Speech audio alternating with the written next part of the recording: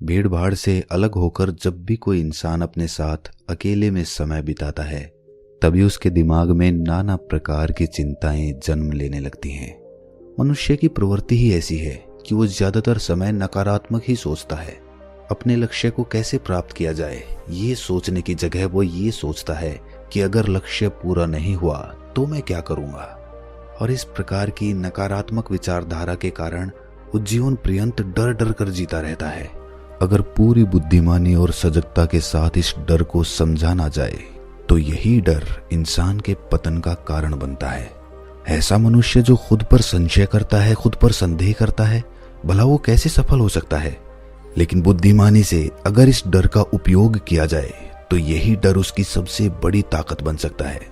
काश केवल एक बार उसने खुद पर विश्वास किया होता तो उसे मालूम होता कि उसके डर में ही उसकी ताकत का रहस्य छुपा हुआ है।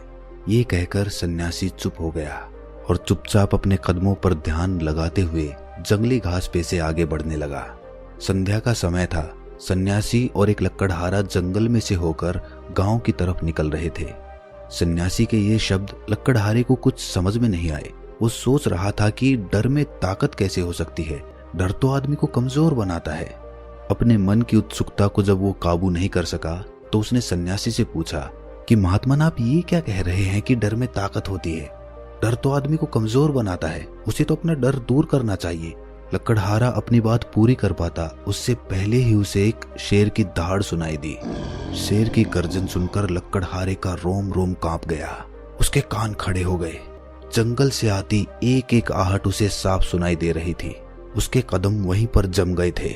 वो हिलडुल भी नहीं पा रहा था। उसे पता था कि थोड़ी सी हरकत उसकी जान जोखिम में डाल सकती है। उसका दिल तो तेजी के साथ धड़क रहा था, लेकिन फिर भी वो अपनी सांसों पर काबू पाने का प्रयास कर रहा था। कुछ देर बाद जब खतरा टल गया तब सन्यासी ने कहना शुरू किया। सन्यासी ने कहा कि अभी जब तुम डरे हुए थे तो तुम्हारे शरीर का रोम रोम जाग गया था। जंगल से आ रही छोटी से छोटी आहट पर भी तुम्हारा ध्यान लगा हुआ था।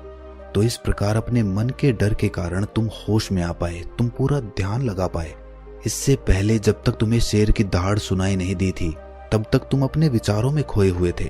लेकिन जैसे ही तुम्हें शेर की दहाड़ सुनाई दी वैसे ही तुम्हारे सारे विचार गायब होकर तुम वर्तमान में उपस्थित हो गए थे। यदि तुम्हें अभी शेर से बचकर भागना होता या फिर उससे लड़ना होता तो तुम्हें अपने शरीर की वो क्षमता देखने को मिलती जो आज तक जीवन में तुमने खुद भी महसूस नहीं की होगी। जब कोई कुत्ता तुम्हारे पीछे दौड़ता है उस समय तुम्हारी जो रफ्तार होती है वो तुम्हारी आम जिंदगी से कहीं ज्यादा होती है। साधारण जीवन में तुम इतने तेज नहीं दौड़ पाओगे जितना कि एक कुत्ते के सामने दौड़ पाओगे। ये ताकत या कहें कि हमारे शरीर की क्षमता तभी देखने को मिलती है जब हमारा मन डर में होता है। किसी डरावनी परिस्थिति में हमारा मस्तिष्क और हमारा शरीर अपने उच्चतम श्रेणी में काम करता है। जो काम तुम आम जिंदगी में नहीं कर पाते वो तुम्हें डराकर कराया जा सकता है। जहां पर भी तुम्हें डर का एहसास होता है वहीं पर तुम्हारी इंद्रियां पूर्ण रूप से सक्रिय हो जाती हैं। तुम्हारे कानों के सुनने की क्षमता तेज हो जाती है, दृष्टि एकटक हो जाती है, पूरी सजग हो जाती है, सक्रियता बढ़ जाती है।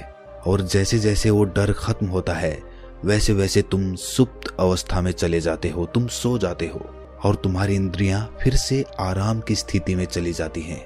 सन्यासी ने लकड़हारे से कहना जारी रखा कि परीक्षा से एक दिन पहले जो याद करने की तुम्हारी गति होती है वो साधारण याद करने की क्षमता से कहीं तेज होती है। सिर्फ एक बार याद किया हुआ तुम्हें परीक्षा के समय याद रह जाता है और तुम जानते हो कि ये सब परीक्षा के डर से ही होता है। इसीलिए डर को दूर करने की जगह इंसान को ये सोचना चाहिए कि वो अपने डर को ताकत कैसे बना सकता है। जिस प्रकार सुख और दुख, प्रकाश और अंधेरा एक ही सिक्के के दो पहलू होते हैं, उसी प्रकार डर और ताकत भी एक ही सिक्के के दो पहलू होते हैं। जिस प्रकार रोशनी के बिना अंधेरा पूर्ण नहीं होता, सुख के बिना दुख पूर्ण नहीं होता, उसी प्रकार डर के बिना ताकत का भी कोई महत्व नहीं है। लकड़हारा सन्यासी के ज्ञान से बहुत प्रभावित हुआ। वो उनके चरणों में नतमस्तक हो गया और उनसे पूछा कि महात्मन, अंधेरे को तो दिया जलाकर रोशनी से भरा जा सकता है, लेकिन अपने डर को ताकत में कैसे बदलें? इसके लिए कोई उपाय बताएं। इस पर सन्यासी ने कहा कि डर दो प्रकार के होते हैं। सबसे पहला मानसिक डर और दूसरा शारीरिक डर। सन्यासी ने लकड़हारे को समझाते हुए कहना शुरू किया कि मान लो तुम्हें जंगल से होकर गुजरना है और अचानक तुम पाते हो कि तुम्हारे मन में शेर का ख्याल आ गया। अभी तक प्रत्यक्ष रूप में शेर तुम्हारे सामने नहीं आया है, ना उसकी दहाड़ सुनाई दी है, मतलब दूर दूर तक कोई अंदेशा नहीं है कि जंगल में शेर मौजूद है, लेकिन शेर का ख्याल आने से तुम्हारे मन में एक डर पनप गया। अब तुम्हारा उठने वाला एक एक कदम उसी डर से अभिभूत होगा। हर समय तुम्हारे मन में यही ख्याल चलेगा कि कहीं शेर ना जाए। ये शेर वर्तमान में तुम्हारे सामने नहीं है, ये तुम्हारी भविष्य की कल्पना है। इसी प्रकार जो मनुष्य अतीत और भविष्य की चिंताओं में डूबा रहता है, वो मानसिक डर का शिकार होता चला जाता है। इसी विडंबना के कारण वो अपने जीवन में जितने भी निर्णय लेता है, वो सारे मानसिक डर से ग्रसित होते हैं। इसीलिए ज्यादातर मनुष्य पूर्ण रूप से अपने निर्णय पर भरोसा नहीं कर पाते हैं, और यही निर्णय या फिर फैसले जो आधे मन से लिए जाते हैं, मनुष्य के कार्य को पूरा नहीं होने देते। लेकिन ये भी सत्य है कि मानसिक डर के कारण ही इंसान अपनी तैयारी पूरी करता है। अगर तुम्हारे मन में शेर का ख्याल नहीं आएगा तो तुम शेर से सुरक्षा के लिए कोई भी कदम नहीं उठाओगे, लेकिन अगर तुम्हें शेर का ख्याल आ गया तो तुम उससे सुरक्षा के लिए कोई ना कोई तरीका जरूर अपनाओगे। तो इसीलिए मानसिक डर बेकार नहीं होता, वो आपकी सुरक्षा को और ज्यादा मजबूत भी करता है। लेकिन समस्या तब शुरू होती है जब आप चाहकर भी कुछ नहीं कर सकते, लेकिन उसके बावजूद आप मानसिक डर झेल रहे होते हो। उदाहरण के लिए कुछ मनुष्य हमेशा ये सोचते रहते हैं कि उन्हें कोई बीमारी ना हो जाए, कहीं उनके साथ कोई दुर्घटना ना घट जाए, कहीं उनके साथ कोई धोखा ना कर दे। लेकिन इन सब घटनाओं पर उनका कोई जोर नहीं होता है, ये उनके हाथ में नहीं होता है। अगर दुर्घटना होनी होगी तो होगी ही, अगर बीमारी होनी होगी तो होगी ही। अच्छा खान पान और अच्छी दिनचर्या का पालन करने के बाद भी अगर कोई मनुष्य बीमार हो जाता है तो ये उसके नियंत्रण के परे की बात है। अपनी तरफ से उसने पूरी कोशिश की और यही उसका कर्तव्य था, उसमें कोई कुछ क्या कर सकता है। जो घटनाएं इंसान की पहुंच के परे होती हैं, वो उनसे भी परेशान होता रहता है, उनसे भी उसका मन घबराता रहता है, और यही मानसिक डर उसके पतन का कारण बनता है। और यही मानसिक डर अगर सही तरीके से इस्तेमाल किया जाए तो मनुष्य समझदार और अनुभवी कहलाएगा। जो इंसान ये सोचता है कि कांटे सिर्फ दर्द देने के लिए ही बने हैं, वो ये भूल जाता है कि कांटे ही फूलों की रक्षा करते हैं। इसी प्रकार एक ज्ञानी मनुष्य किसी भी चीज का उपयोग अपने सकारात्मक तरीके से कर सकता है, लेकिन एक अज्ञानी मनुष्य अपनी अज्ञानतावश उन चीजों को भी छोड़ देता है जो उसके लिए उपयोगी होती हैं। विवेकशील मनुष्य फेंके गए पत्थरों का भी महल खड़ा कर लेता है, लेकिन एक अज्ञानी मनुष्य उन पत्थरों को दूसरों पर फेंकता रहता है।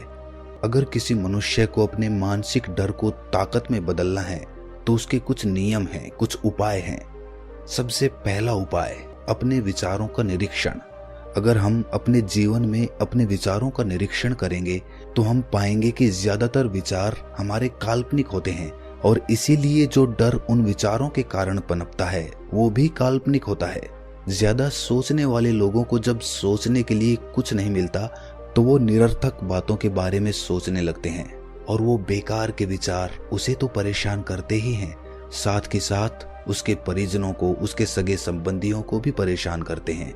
इसीलिए ज्यादा सोचने वाले लोगों को ये समझना चाहिए कि मन में उठ रहे तमाम विचारों में से काम के विचार कौन से हैं और बेकार के विचार कौन से हैं। जो निरर्थक विचार हों उन्हें दूर करते जाओ, और जो सार्थक विचार हों उनको गहराई से सोचना शुरू करो। तभी तुम्हारी समस्याओं के, तुम्हारी उलझनों के उपाय निकलेंगे। मानसिक डर को दूर करने का दूसरा उपाय है उसका सामना करना। इसका मतलब ये नहीं है कि तुम शेर के सामने जाकर खड़े हो जाओ, बल्कि इसका मतलब ये है कि पूर्ण सुरक्षा के साथ तुम जंगल में जा रहे हो। यदि जंगल में जाना बहुत आवश्यक है तो तुम शेर के डर से अपने घर पर नहीं बैठ सकते हो।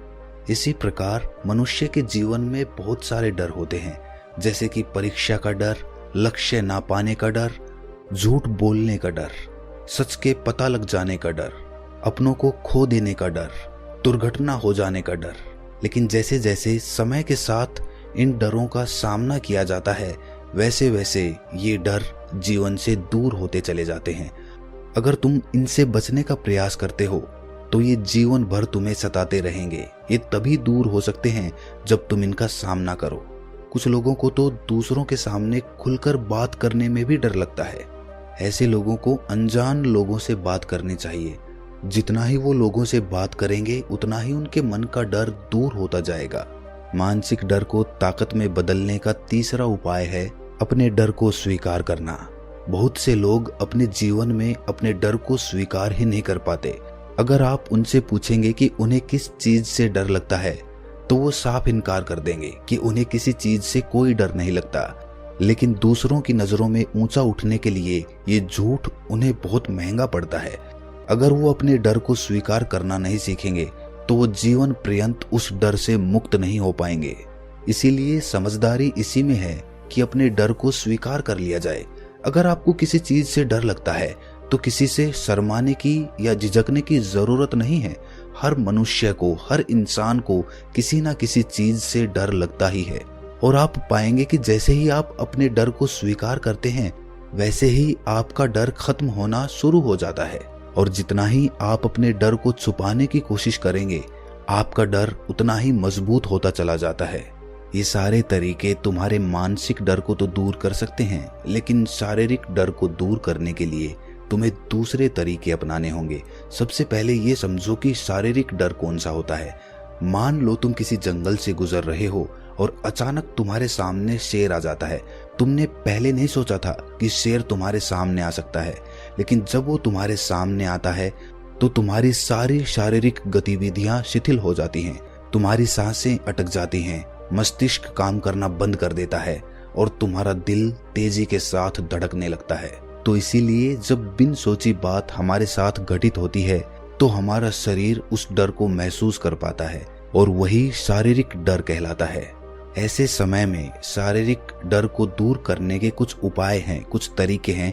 सबसे पहला उपाय तो यही है कि अपने ऊपर संयम रखें।